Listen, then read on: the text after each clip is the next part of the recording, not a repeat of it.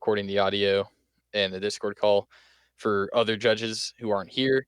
It will be graded by the judge team, which is the command staff. Just wanted to go and ask, do you consent to being recorded? Yeah. All right, dope.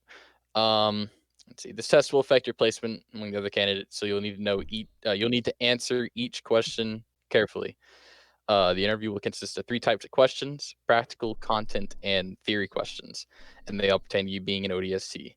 We will be silent as each of us will go take turns sending questions your way. There are 16 questions in total. Just good luck. I'll go and hit it off with the first question. Kenley, you ready, boss? I'm talking to my mom right now. Okay. Okay. So, are you willing to admit when you don't know something or when you're wrong? Absolutely. Okay.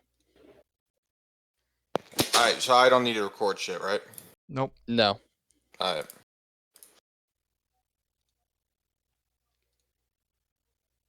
I'm all set. I'm ready to go. I heard you do the first question. Yeah, just make sure you guys are grading these out of 10. Is there a specific sheet that I need to go to for like the 10 or interview scoring? Third one over Legosi on the far right.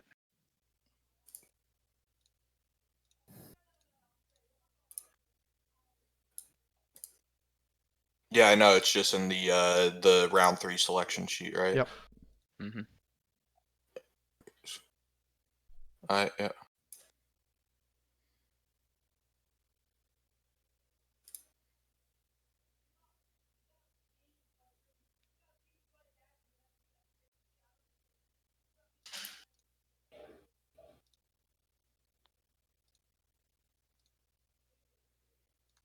Okay, Craig, hit him with the next question.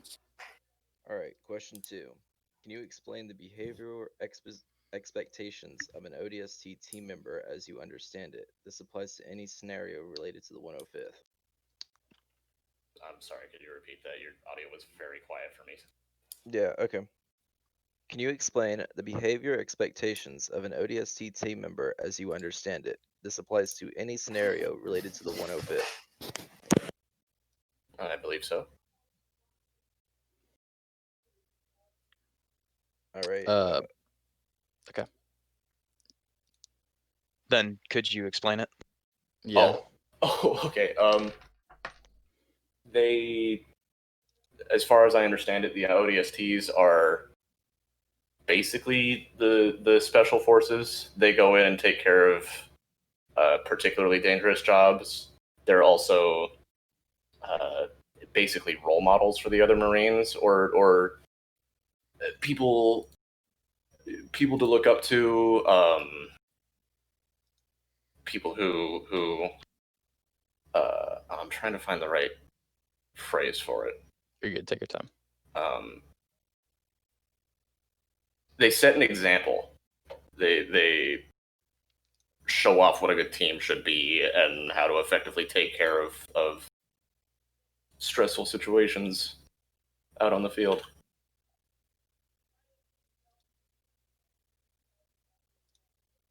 Is that your final answer? Yeah, pretty much. Okay. Barkley? How active within the unit do you think a member of our ODS team should be? This isn't just relating to just in-game operations, but out-of-game activity, both interpersonal relationships, activity within the unit, and its systems like training, admin work, that sort of stuff. I would think they'd have to be pretty active. ODSTs are, from my understanding, a big responsibility to the whole group of the 105th. So I'd say attending ops probably like a minimum of 2 a week is what I would try and shoot for at the bare minimum. But if you are pinged or asked a question regarding the server or anything like that, just admin work in general, you should be able to hit that at any moment or as quick as you can. Okay, thank you. All right, Wells.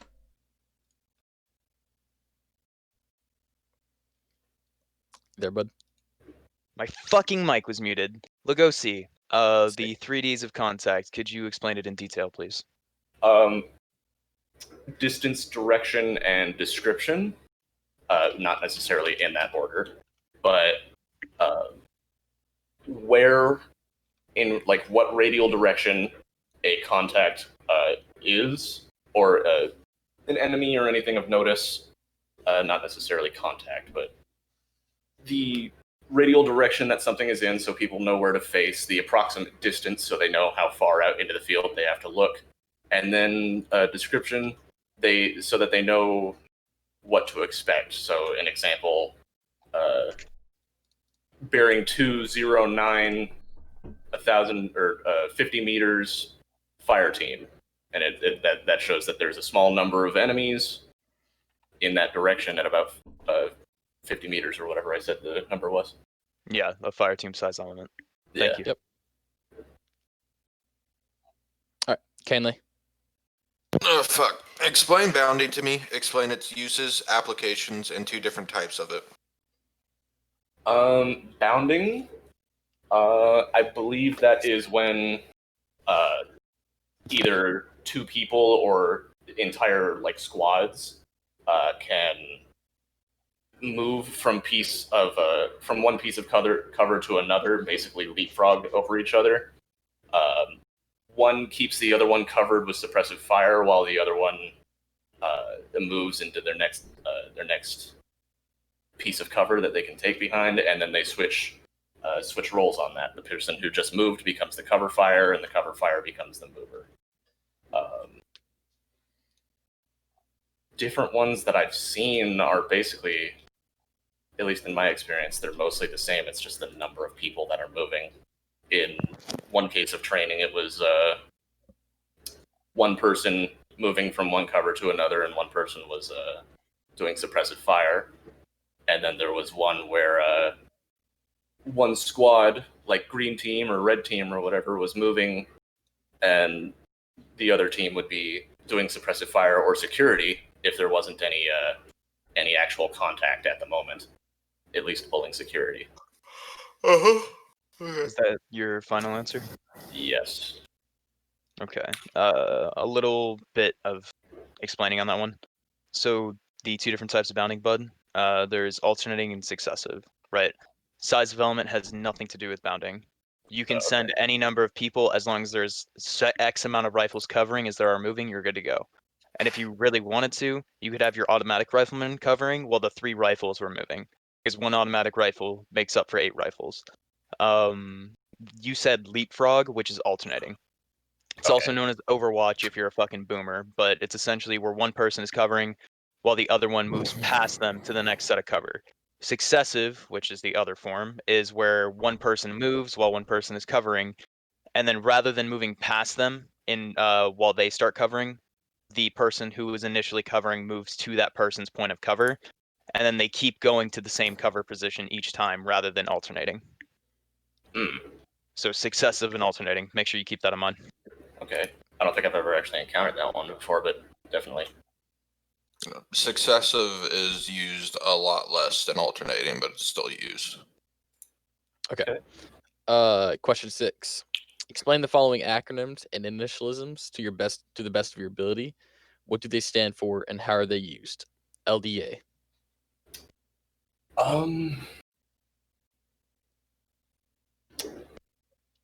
I don't actually know the full like what the abbreviation is on that one, or what the acronym stands for.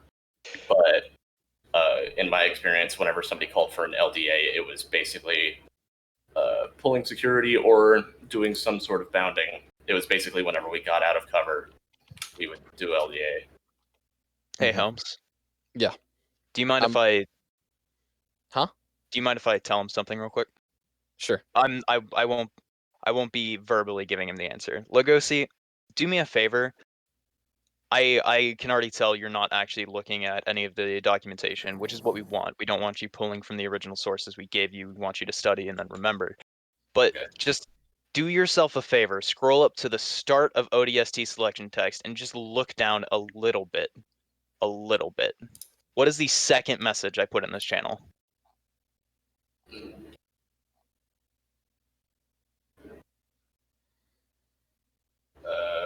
ODST manual, May 2020. No. No, that was Helms. Oh, Yeah, that's me. oh, Or sorry, correction, the third message I put in this channel. It was the third thing I've ever said in this channel.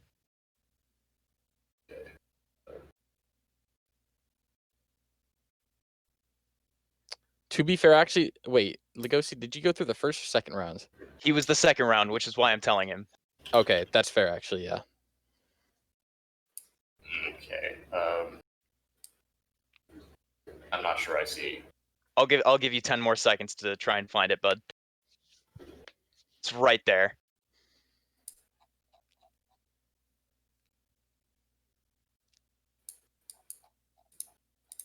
All right, move on to the next acronym.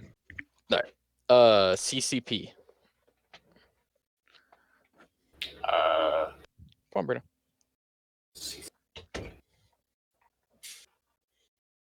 I've heard that one, but I don't think I'm familiar with it. No problem. IDF. We experienced a lot of this one on a Friday.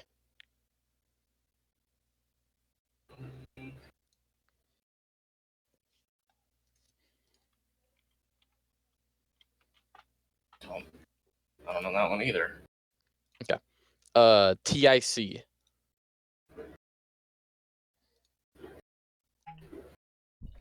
You'll usually hear this call over the radio a lot from different Yeah. squads.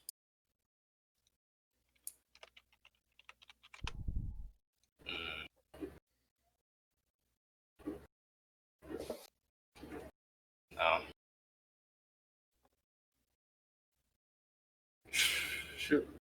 Just making me realize I don't know a lot of the acronyms. You're fine, man. You want to move on to the next one? Yeah. 1 sec. Next acronym, SBF. SBF, yeah. Sorry.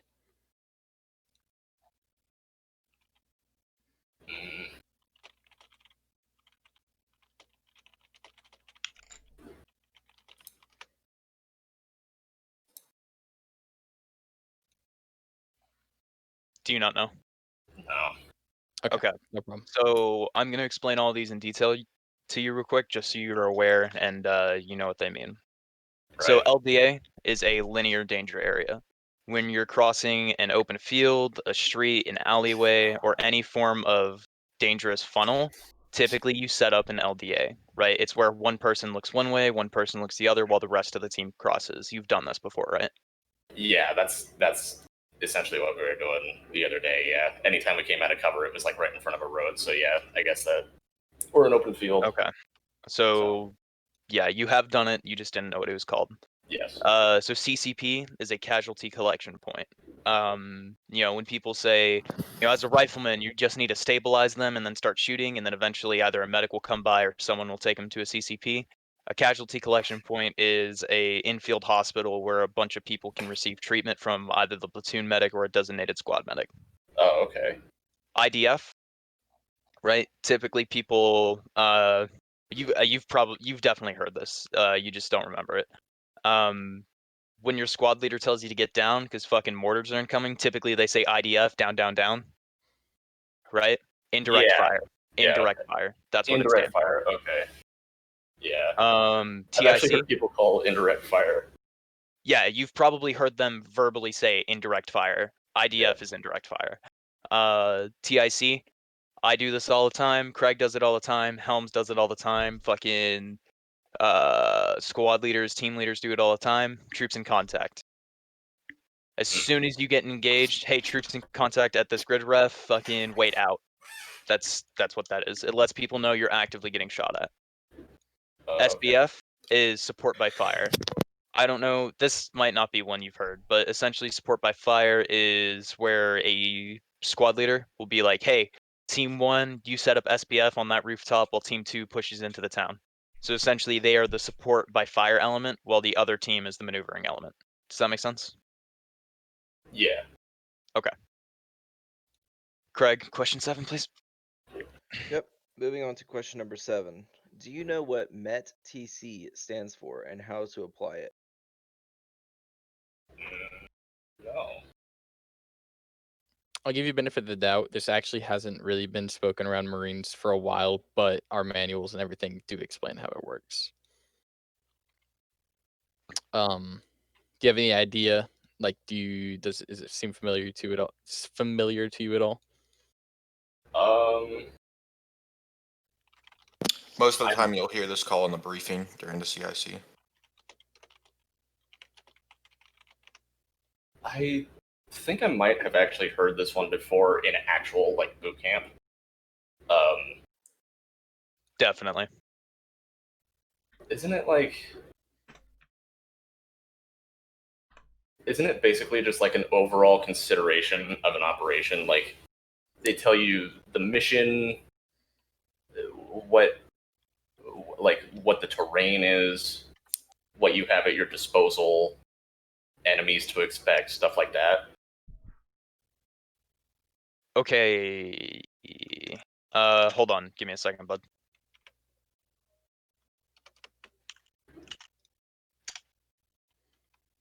Okay. Yeah, you're on the right track. Yeah, I haven't actually heard that one in the 105th as far as I remember, but that just like I'm seen it in the back of my brain. Yeah, I'm gonna be honest with you. I probably wouldn't expect you to know it since you haven't actually gone through BLC. Everybody who's gone through BLC knows what it is, but you haven't, so that's it's kind of a rigged question for you. Okay. So, yeah, I'll go ahead and explain what it does stand for. It's mission, enemy, time, terrain, and civilian consideration. Troops, terrain, time, civilian consideration. So that's So I pretty much had that, just not the civilian not stuff. the other ones. Yeah. Okay.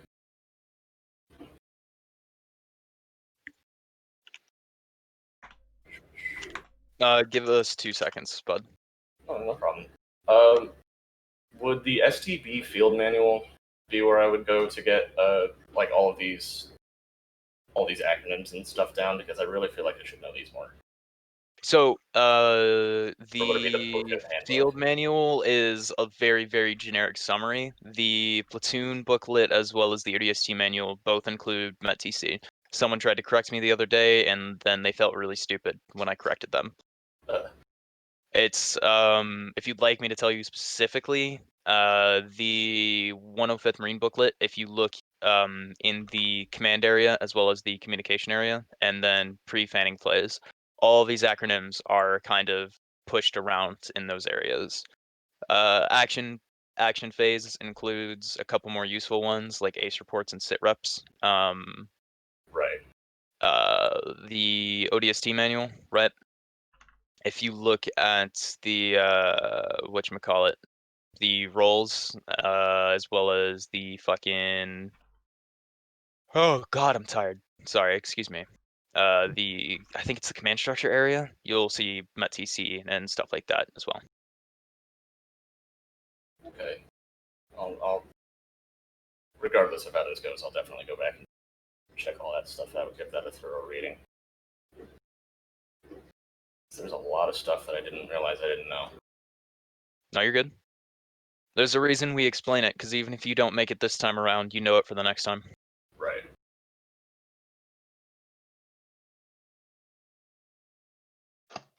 Oh yeah, I'm fucking up. That question's done, right? Hey, firm. Correct. We are now on question 8. I know which one. Barkley. Yeah. No, fucking, I'm right after Wells, right? Or did you Yeah, go? I Craig? have. Wells was I- explaining he has. Oh fuck. Yeah. My bad. Okay. Talking a lot, but yeah. Barkley, question 8, please. All right, Legosi, what do you believe the qualities of a strong leader and a bad leader, and what leadership tactics do you think are effective in leading men in the field and ensuring relationships within your team are strong? I think that a bad leader and a good leader kind of just go hand in hand with a couple of different facets. Like, reaction under pressure is definitely something that a good leader has to be able to do. If a lot of people are under your control and shit's going to hell, you need to be able to still control that team and be able to handle the situation and without having a major breakdown over it. Because I've seen people not in this group, but in other situations where just like normal Arma shit, and a squad lead just literally just said "fuck it, every man for himself," and that is absolutely not something that you want to do, at least in my experience. Good strategies for team cohesion and stuff like that. I feel a good one is it's pretty simple, but in my experience, effective. It's just little positive reinforcement here and there. Like you have a Rocketeer, and they manage to nail an enemy bird, and it goes down, and then you just say like, "Yeah, man, nice rocket," or something like that. That in itself is a good way of keeping morale up and just keeping the team together, I feel. I can agree to that. Could you do me a favor? Yes. Give me an example of someone within your chain of command who's a good leader. So far, hold on, let me look at the people here in the command area. I'll just go to general and look at the command staff and stuff like that.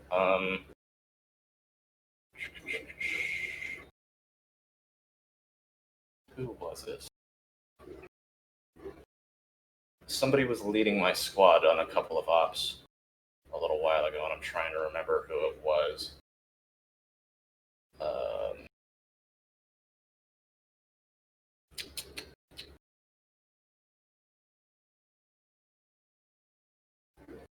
Who was it? It was the night I got promoted to PFC. I can list off a few of our senior NCOs, and you can just tell me if they sound familiar. Sure. On the very high end, we have Gaffney and Sturmisher. There's Tag, Senji, Ferguson, and Carranza. Those are our main leadership elements within the Marines.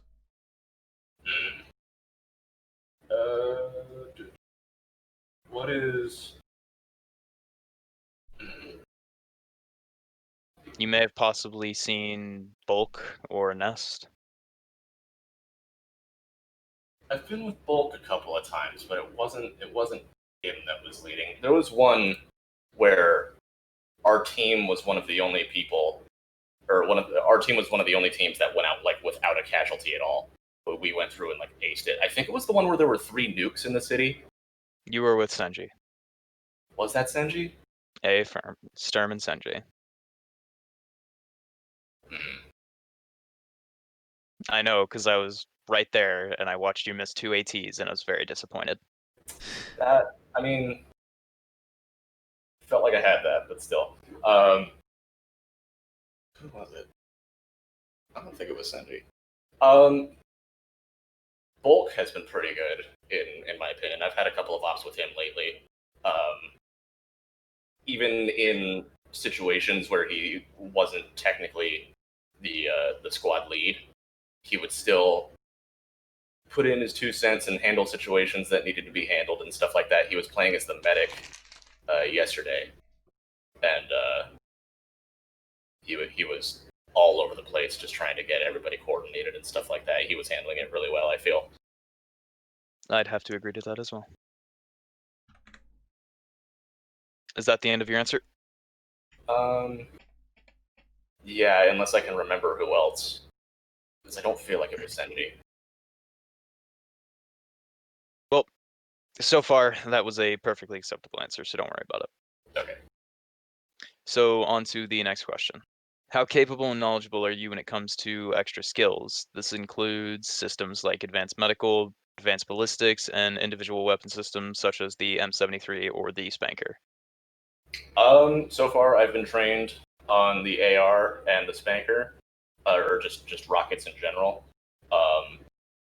I'm I feel like I've got a good handle on the ACE interaction and stuff like that. I could get a better handle on the medics, the medical side of stuff. I don't exactly know what pieces, like what bandages are prepped for what kind of wounds, and the necessary like applications for an EpiPen or morphine or something like that. I could definitely go through like a medical training, a basic medical training or something like that. But in terms of all of the other subsystems and stuff like that, radio operation, advanced movement, ACE interact, I feel like I've got a good handle on those.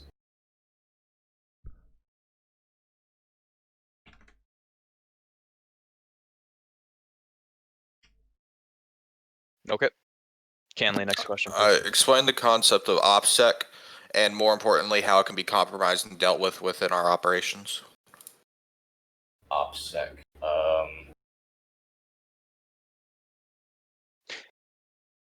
Think real hard about it. It's well, actually, don't think too hard about it. It's pretty fair. It's pretty straightforward. I want to say it's operation security. You'd be correct. Okay. Well, if that is the case, then there's in my experience, I've only really ever come across two different versions of stuff being insecure within the operation. Basically, radio compromising. In which case, there's midnight protocol, where everybody puts their own frequencies 12 positions up from whatever their previous frequency was. So 1-2 would have their radio at 102, and then they would move it up 12 spaces to 114. Situations like that. Then there's also Texas protocol, which is everybody, the command has basically broken up, and then everybody moves their radios to 100, I believe. Mm-hmm. And if you have a long range, you go up to like 60, but that doesn't really apply to me because I'm not in a squad leadership position. Yeah. But that's mainly what I've experienced with squad security or operation security. Is that your final answer? Yes. All right. Another example that I can give you, just so you know, Midnight Protocol, a perfect example of operation security. If somebody like gets on your radio frequency, Texas, I'd say can be applied to operational security, but mainly it's if your team's spread out and all like really fucking dead. So you want to get everybody linked together. I wouldn't call that necessarily operation security, but I won't like fucking. It can definitely be applied. Another thing would be, C-tabs and like how all the squad leaders carry around the C-tabs. Oh, If- yes. Yeah, if you see like somebody breaking a C-tab over radio, a lot of times ODSTs will fucking that's another thing of operational security, because if an enemy gets an access to our C-tab, they know our exact location at all times. That's why, for example, like recon team of ODSTs, we don't carry C-tab. Because if we die behind enemy lines, we shouldn't fucking have one, because nobody can recover it, and it makes everybody unsecure. Yeah, I have heard stuff on that or I've seen that in the global channel a few times. Haven't had to personally deal with any of that, but yeah, I've Mic definitely seen off. that in the global. Yep. Next question is Helms here. Helms is still AFK, so Craig, do me a favor, get the next question. Bobo. Alright, what is your biggest operational weakness?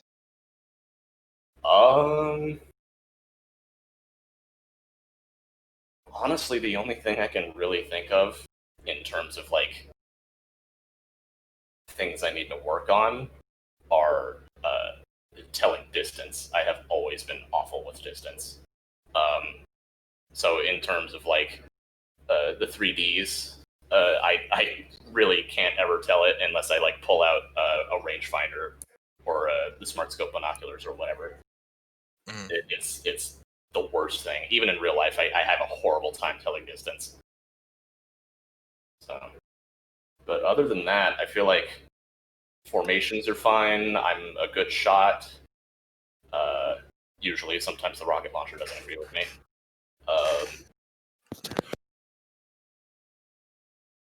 Yeah, that's really like the only thing I need to figure out is telling distance. All right, cool. or at least that I can tell. Barkley, do me a favor, get the next question. Mic on. Sure.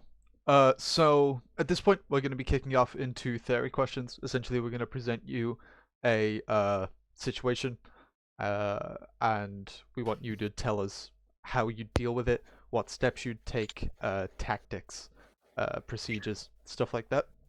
So to start us off, you and your squad are being transported in a Navy Pelican, and it gets shot down. You go unconscious. You wake up in the burning wreckage, and there are 2 people unconscious, bleeding out inside of the Pelican, and 3 more outside of the Pelican who are conscious but also bleeding out and treating their wounds. How do you proceed? In that sort of situation, I would try and leave the conscious people that are taking care of their wounds to do that for themselves. I feel like they'd be competent enough to try and keep themselves alive.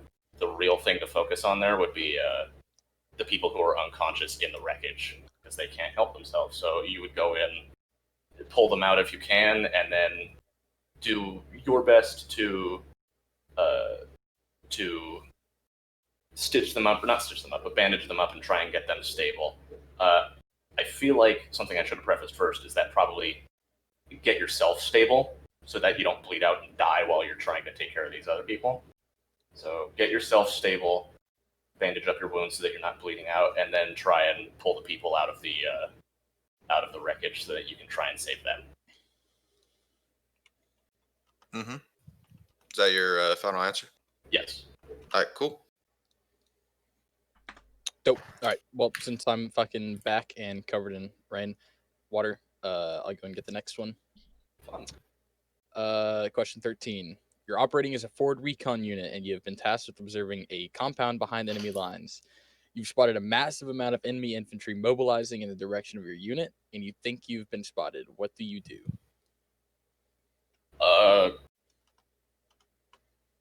Get to immediate cover, definitely. Try and get out of their line of sight or line of fire if you have been spotted and they try to open fire on you. But ultimately just get to cover. And then try and radio for some sort of support, whether it's an armored vehicle of some sort, maybe an air fire mission, somebody with a rocket launcher or something. But if you feel that you're outgunned and that you can't handle that number, I would radio for support as soon as I get to some sort of safer position. Okay. Is that your final answer? Yes.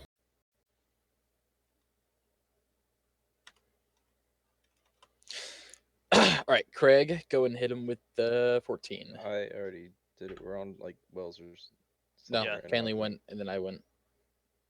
What? No, Wait. no, think you were- okay. Yes, we skipped you because you were Yeah. AFK. So it would be me, yeah. So you have been what question are we on? Yeah, 14. okay, that's the one. You have been tasked to assist Marines in a TIC situation, and upon arrival, there are heavy casualties, a significant enemy force still active in the area, and the senior NCOs are down. What is your response?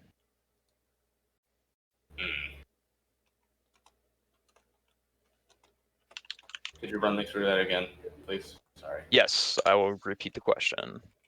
So, you have been tasked to assist Marines in a TIC situation, and upon arrival, there are heavy casualties, a significant enemy force still active within the AO, and the senior NCOs are down. What is your response? I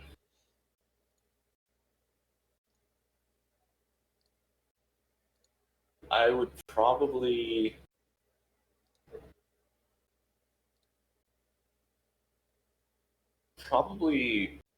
radio for support. See if there were any other units in the area that could come in and help take care of that AO. But other than that, I would try and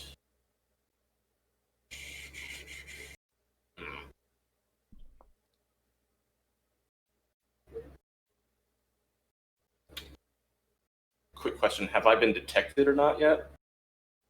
It is a TIC situation, so yes, you are actively being shot at. Oh, that's right. Yes. Okay, so I would probably.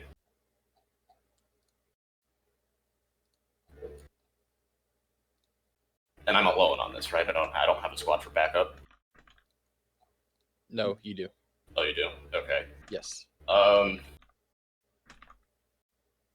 Probably. I'd probably try and take out whatever remaining forces were there, unless it's like armor or some bigger force that I don't think we could handle. Probably try and have some people firing against the enemy, and then myself, I would probably go in and try and get some people stable, especially if there's a medic in the area. Try and res the medic, so that we could get as many people saved as we could. But ultimately, we would want to keep the cover fire so that I don't die while doing such a thing. But ultimately, I'd try and have the squad do cover fire, and then have some of us trying to resurrect some of the people. Mm-hmm. Okay. Is that gonna be your final answer? Yes. Okay, Canley. You and your fire team are breaching a 3-story building with known hostiles inside. While moving up a stairwell on the 2nd story, one of your team members is critically injured. How do you proceed with the breach?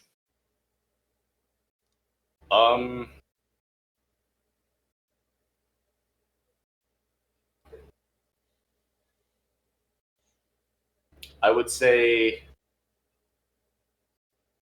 have the squad pull security and keep an eye on the stairwell and stuff like that so that they don't sneak up on us, but have somebody try and stabilize him at the very minimum.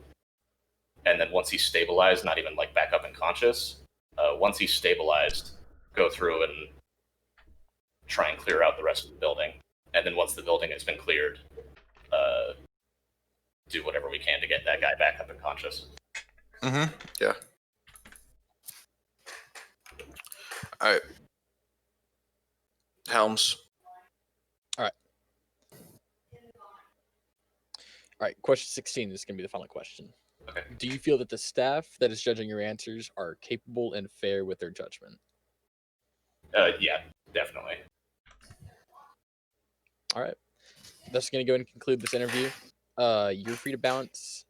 Just remember, anything in this channel stays in this channel. Okay. Okay.